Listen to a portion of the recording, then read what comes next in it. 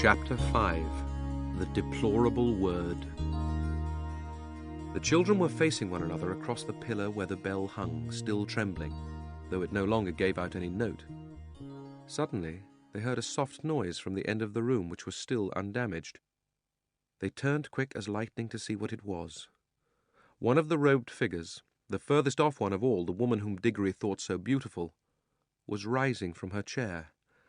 When she stood up, they realized that she was even taller than they had thought, and you could see at once, not only from her crown and robes, but from the flash of her eyes and the curve of her lips, that she was a great queen. She looked round the room and saw the damage and saw the children, but you could not guess from her face what she thought of either, or whether she was surprised. She came forward with long, swift strides. "Who has awaked me? Who has broken the spell?" she asked. "I think it must have been me," said Diggory. "You," said the Queen, laying her hand on his shoulder, a white, beautiful hand, but Diggory could feel that it was strong as steel pincers. "You? But you're only a child, a common child. Anyone can see at a glance that you have no drop of royal or noble blood in your veins. How did such as you dare to enter this house?" "We've come from another world, by magic," said Polly, who thought it was high time the Queen took some notice of her as well as of Diggory. "Is this true?" said the Queen, still looking at Diggory and not giving Polly even a glance. "Yes, it is," said he. The Queen put her other hand under his chin and forced it up, so that she could see his face better. Diggory tried to stare back, but he soon had to let his eyes drop. There was something about hers that overpowered him. After she had studied him for well over a minute, she let go of his chin and said, "You are no magician. The mark of it is not on you. You must be only the servant of a magician. It is on another's magic that you have travelled here."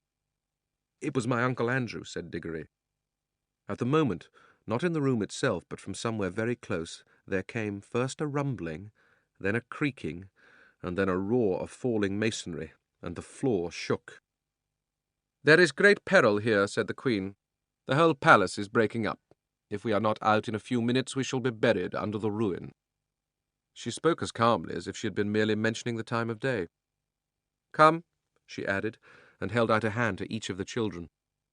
Polly, who was disliking the Queen and feeling sulky, would not have let her hand be taken if she could have helped it, but though the Queen spoke so calmly, her movements were as quick as thought. Before Polly knew what was happening, her left hand had been caught in a hand so much longer and stronger than her own that she could do nothing about it. "This is a terrible woman," thought Polly. "She's strong enough to break my arm with one twist. And now that she's got my left hand, I can't get at my yellow ring.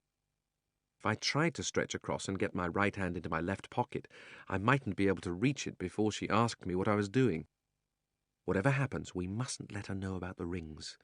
I do hope Diggory has the sense to keep his mouth shut. I wish I could get a word with him alone." The Queen led them out of the Hall of Images into a long corridor, and then through a whole maze of halls and stairs and courtyards. Again and again they heard parts of the great palace collapsing, sometimes quite close to them. Once a huge arch came thundering down only a moment after they had passed through it. The Queen was walking quickly. The children had to trot to keep up with her, but she showed no sign of fear. Diggory thought, "She's wonderfully brave and strong. She's what I call a queen. I do hope she's going to tell us the story of this place." She did tell them certain things as they went along. "That is the door to the dungeons," she would say, or "That passage leads to the principal torture chambers," or "This was the old banqueting hall where my great-grandfather bade 700 nobles to a feast and killed them all before they had drunk their fill. They had had rebellious thoughts." They came at last into a hall larger and loftier than any they had yet seen. From its size, and from the great doors at the far end, Diggory thought that now at last they must be coming to the main entrance. In this he was quite right. The doors were dead black, either ebony or some black metal which is not found in our world. They were fastened with great bars, most of them too high to reach and all too heavy to lift. He wondered how they would get out. The Queen let go of his hand and raised her arm. She drew herself up to her full height and stood rigid. Then she said something which they couldn't understand, but it sounded horrid, and made an action as if she were throwing something toward the doors. And those high and heavy doors trembled for a second as if they were made of silk, and then crumbled away till there was nothing left of them but a heap of dust on the threshold. "Phew!" whistled Diggory. "Has your master magician, your uncle, power like mine?" asked the Queen, firmly seizing Diggory's hand again. "But I shall know later. In the meantime, remember what you have seen. This is what happens to things and to people who stand in my way." Much more light than they had yet seen in that country was pouring in through the now empty doorway, and when the Queen led them out through it, they were not surprised to find themselves in the open air. The wind that blew in their faces was cold, yet somehow stale. They were looking from a high terrace, and there was a great landscape spread out below them. Low down and near the horizon hung a great red sun, far bigger than our sun. Diggory felt at once that it was also older than ours, a sun near the end of its life, weary of looking down upon that world.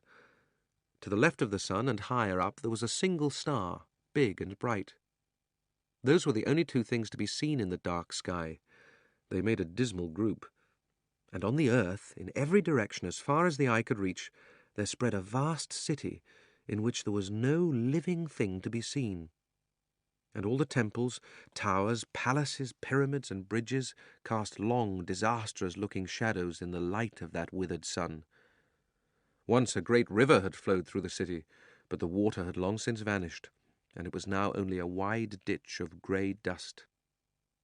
"Look well on that which no eyes will ever see again," said the Queen. "Such was Charn, that great city, the city of the King of Kings, the wonder of the world, perhaps of all worlds. Does your uncle rule any city as great as this, boy?" "No," said Diggory. He was going to explain that Uncle Andrew didn't rule any cities, but the Queen went on. "It is silent now, but I have stood here when the whole air was full of the noises of Charn, the trampling of feet, the creaking of wheels, the cracking of the whips and the groaning of slaves, the thunder of chariots, and the sacrificial drums beating in the temples. I have stood here, but that was near the end, when the roar of battle went up from every street and the river of Charn ran red." She paused and added, "All in one moment, one woman blotted it out forever." "Who?" said Diggory in a faint voice, but he had already guessed the answer. "I," said the Queen. "I, Jadis, the last queen, but the queen of the world." The two children stood silent, shivering in the cold wind. "It was my sister's fault," said the Queen. "She drove me to it. May the curse of all the powers rest upon her forever. At any moment I was ready to make peace, yes, and to spare her life too, if only she would yield me the throne. But she would not. Her pride has destroyed the whole world. Even after the war had begun, there was a solemn promise that neither side would use magic. But when she broke her promise, what could I do? Fool! As if she did not know that I had more magic than she. She even knew that I had the secret of the deplorable word. Did she think, she was always a weakling, that I would not use it?" "What was it?" said Diggory. "That was the secret of secrets," said Queen Jadis. "It had long been known to the great kings of our race that there was a word which, if spoken with the proper ceremonies, would destroy all living things except the one who spoke it. But the ancient kings were weak and soft-hearted, and bound themselves and all who should come after them with great oaths never even to seek after the knowledge of that word. But I learnt it in a secret place, and paid a terrible price to learn it. I did not use it until she forced me to it. I fought and fought to overcome her by every other means.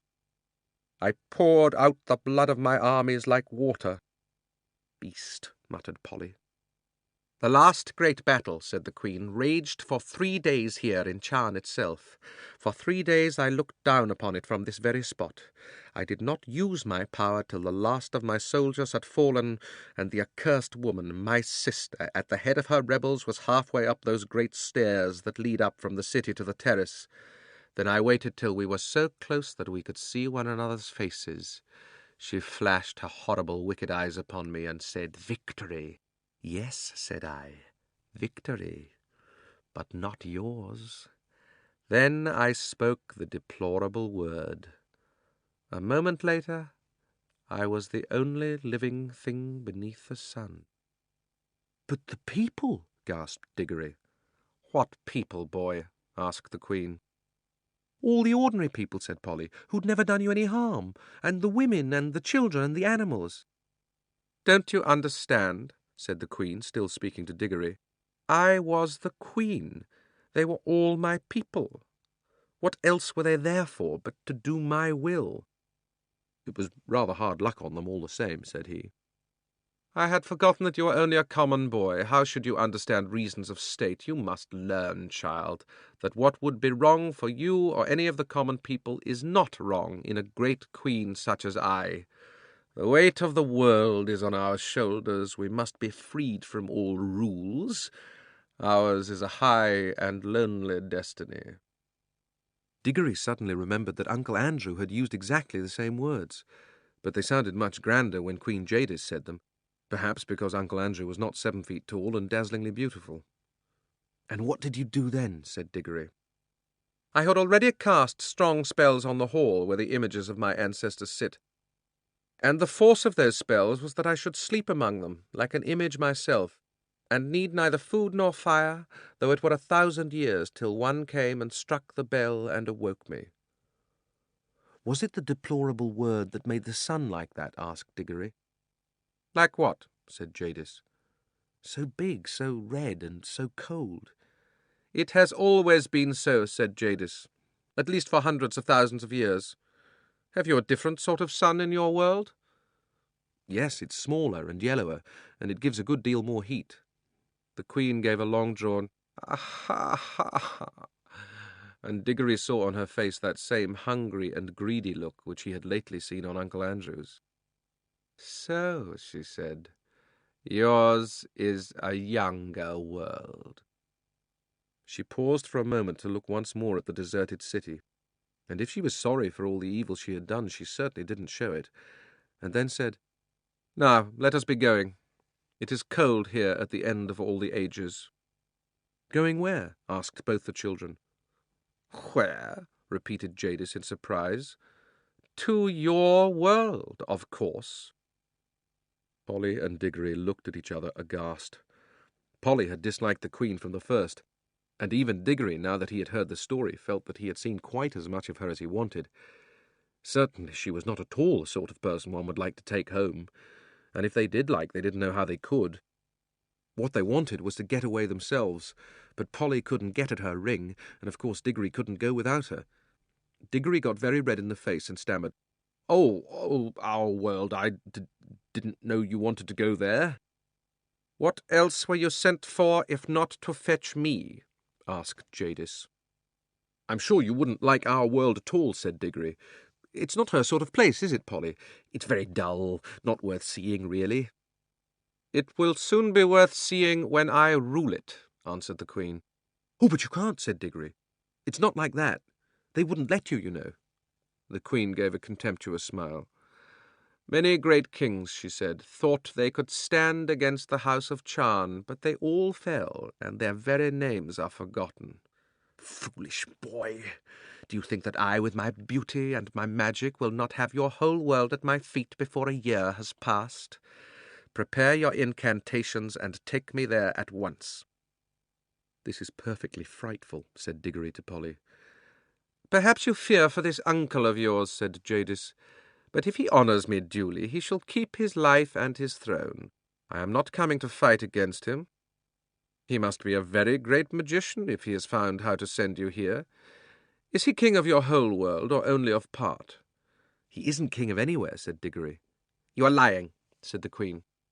Does not magic always go with the royal blood? Who ever heard of common people being magicians?